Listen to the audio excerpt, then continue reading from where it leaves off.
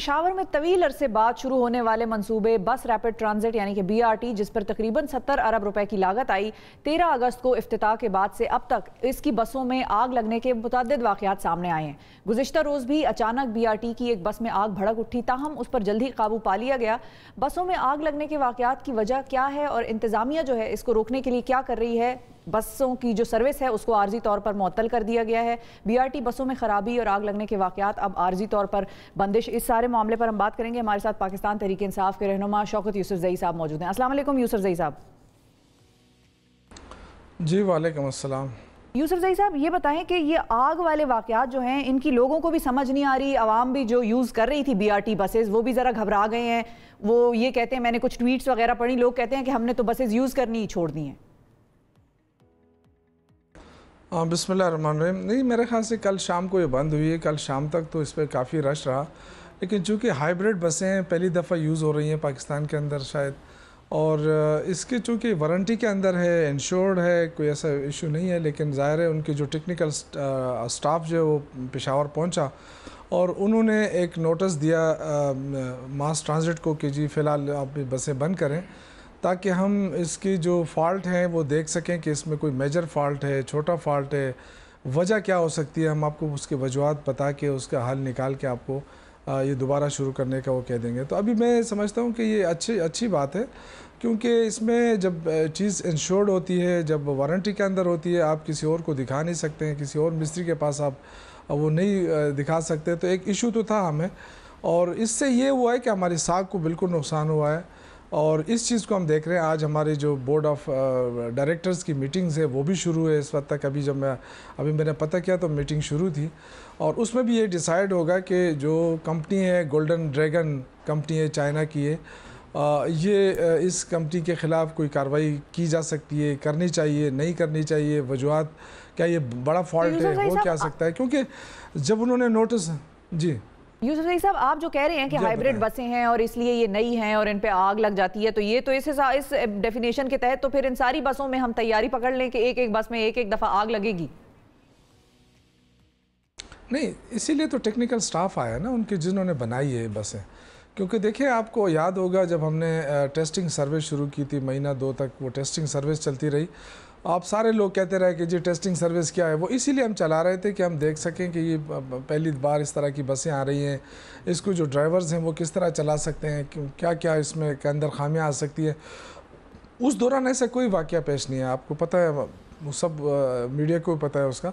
अभी जैसे ग्राउंड पे हुई, रूट्स पे आई, अब आहिस्ता आहिस्ता ये चीज़ एक ही किस्म का फॉल्ट नज़र आ रहा है, तो वो इंशाल्लाह दूर हो जाएगा। जाहिर है वो टेक्निकल स्टाफ आया, वो इस पे समझता होगा कि तो वजह क्या हो सकती है। इस वक्त जो BRT की सर्विस है वो बंद है, इस वक्त बसेस नहीं चल रही हैं।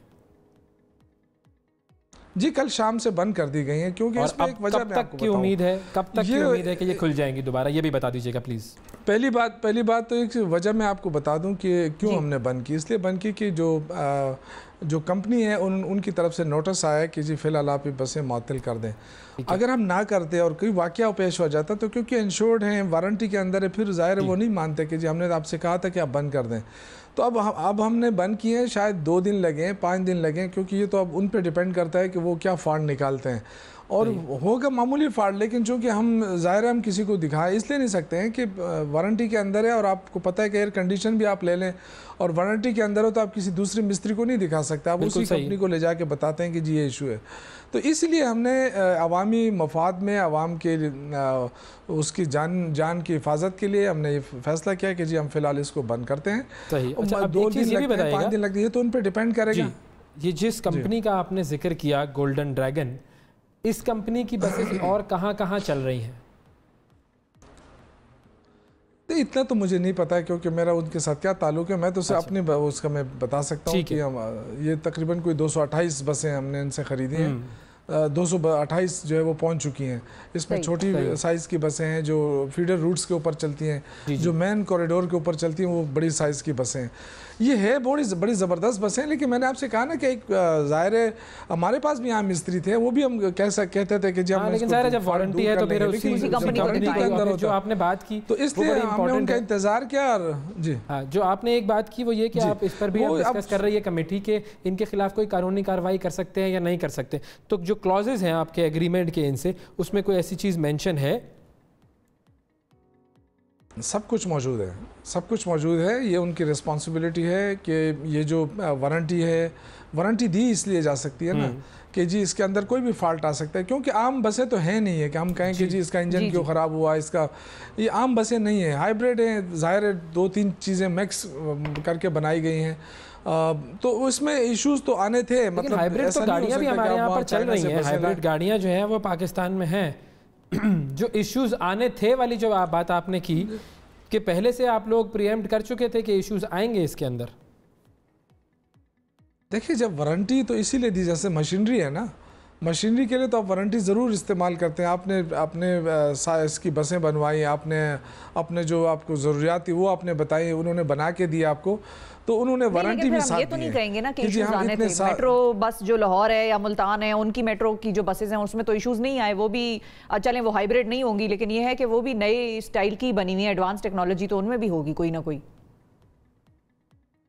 नहीं, मैं उस पर नहीं जाना चाहता। मैं तो ये कह रहा हूँ कि मशीनरी है, क्यों उसमें क्यों नहीं आ सकती थी, इसीलिए तो वारंटी होती है ना। वारंटी क्यों दी जाती है? वो यही कहते हैं ना कि जी हम आपको गारंटी करते हैं ये बिल्कुल ठीक होगी, अगर इसमें कोई फॉल्ट हुआ तो हम रिस्पॉन्सिबल हैं। तो जाहिर है वो रिस्पॉन्सिबल है, वो आए हैं, अब वो बताएंगे कि इसमें इशू क्या है। तो जब तक वो इशू नहीं बताएंगे मैं तो उस पे बारे में कुछ नहीं कह सकता कि इसमें क्या इशू आ सकता है। ये बात कंफर्म हो गई है कि ये फॉल्ट ही है, मतलब कैमरे वगैरह जहाँ पर लगे हैं जिन स्टेशंस वगैरह में, ये कंफर्म है कि इन बसेस में फॉल्ट ही है, या कोई खुद जानबूझ के कोई तकरीबकारी नहीं करता गवर्नमेंट के खिलाफ? इस चीज़ को आप लोगों ने कोई प्रूव करने की कोशिश की है, या आप लोग भी हतमी राय ये दे चुके हैं कि इसमें सिर्फ फॉल्ट ही है? देखिए हम तो ज़ाहिर है वारंटी के अंदर थी तो उसको हाथ भी नहीं लगा सकते थे। ये सबसे मेजर चीज़ होती है कि आपने इसमें क्या काम किया है। तो हमने तो बताया कि हमने कोई काम नहीं किया, हमने हाथ ही नहीं लगाया इसको। ये होता भी यही है वारंटी के अंदर।